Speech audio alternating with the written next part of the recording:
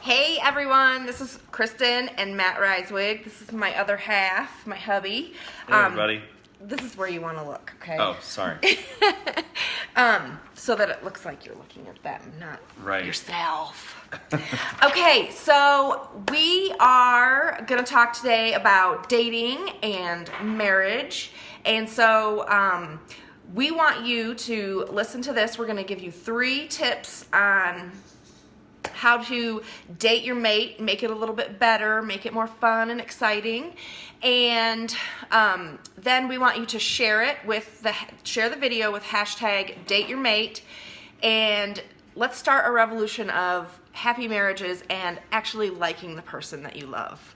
So our first, we've been married for 16 years, and we went out last night, and I have to say that it was one of the funnest dates that we've ever been on. And how awesome is that we can say, after 16 years, we still have fun on dates. Yeah, it was great. It was so It's really fun. cool. And we did something that was kind of out of the ordinary, 2 places we'd never been. So, all right, so we're going to get down to the 3 things that we want to share with you about how you can date your mate better.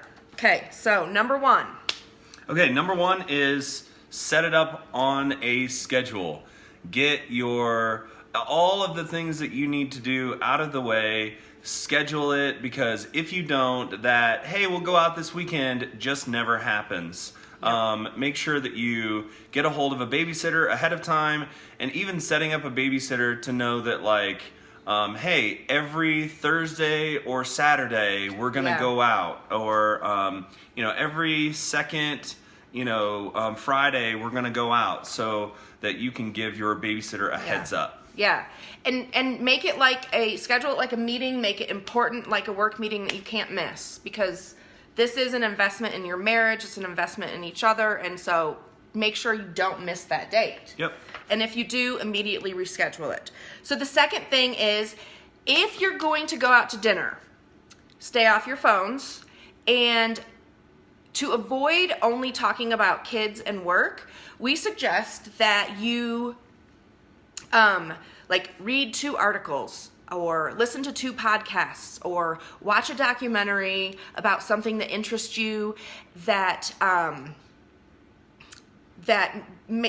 your spouse may not have watched, or maybe Basically, that your spouse try has to watched. be interesting. Yes, but try to do that like the week before you date. Go out on your date so that you have something to talk about. And this helps you engage with your spouse, like, oh wow, I didn't realize they looked at that from that point of view. Or, you can learn and discover things about each other, or their points of views, or what interests them, because Plus, it's your opportunity, guys, to appear much smarter than you actually are. exactly. And I watched this documentary this week. It was fantastic. totally. And women, watch a sports documentary and impress your husband with your skills of knowledge on football or basketball, whatever their favorite sport is. So that's number 2. All right. 3 is Don't go see a movie. don't go see a movie. There's time for that. If you want to go see a movie and you don't want to engage, or save that for the times where you're tired and you both haven't had an opportunity to plan, but movies won't help you engage. They won't help your marriage. They won't help you connect. Yeah. You're sitting there in a theater, you're not talking to one another.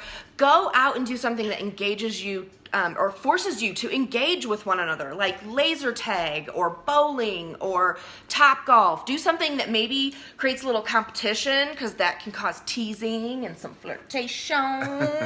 I love when Kristen starts to get competitive because she's hilarious. It brings out so much fun, and just seeing her even interacting with other people and having a great time.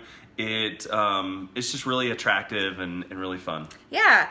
And so, another thing, if you don't want to do something competitive, don't go see a movie, but go to something that stretches you. Go to a poetry reading, or go to A museum, or go volunteer together doing something. So last night we went to the Mile High Soul Club, which was like, we're not clubbers.